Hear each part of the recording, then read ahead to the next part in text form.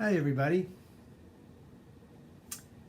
I want to share with you a fun story that illustrates the point made in the last video. In that video, we talked about making mistakes and how we should handle them. Remember, mistakes are a part of being human, and we will make them throughout our lives. There is no end to our making mistakes.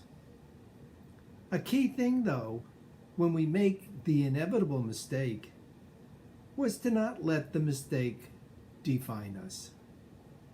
So here's the story I want to share with you about myself. Overall, I consider myself a good cook. I can definitely follow a recipe and put together a good tasting meal. Some of my dishes are really quite delicious. Now at this point, I must give a lot of credit to my wife Eileen, who taught me how to cook.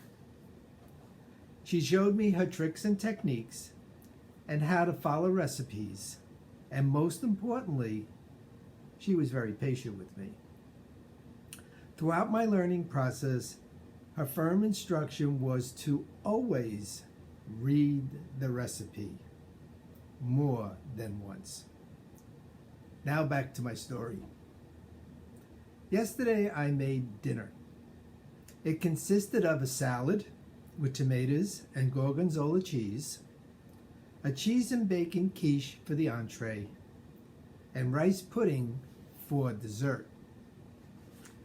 Now rice pudding is really easy to make, as the recipe only has a few ingredients in it. So easy, in fact, that I broke my wife's first rule, which is to always read the recipe and measure out the ingredients ahead of time. So what did I do? I made the rice pudding from memory.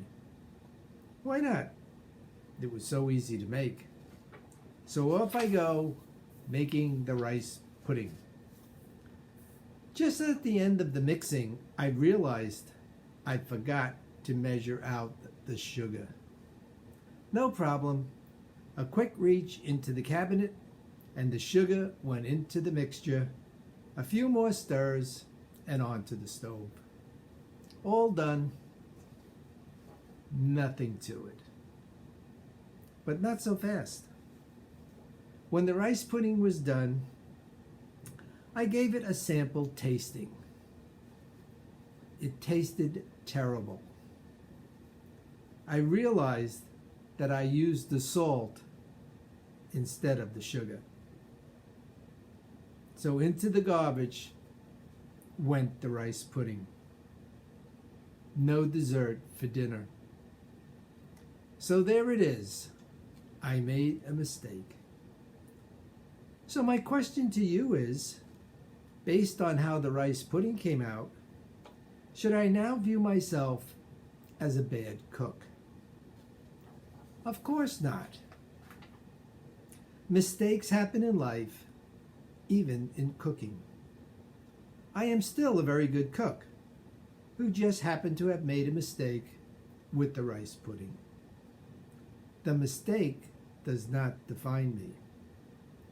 I will make the rice pudding again, and the next time I will have the sugar in it. And you can bet that I will read the recipe and learn from my mistake.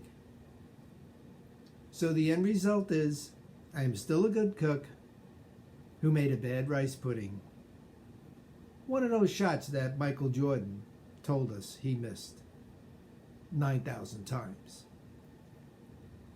A PS to the story is on the recipe where it says sugar, I put in parentheses, not salt, just to be on the safe side.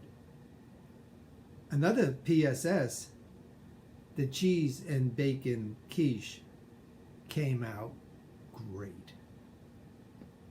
So something to think about, more to come. Be sure to stay safe, be healthy. Bye now.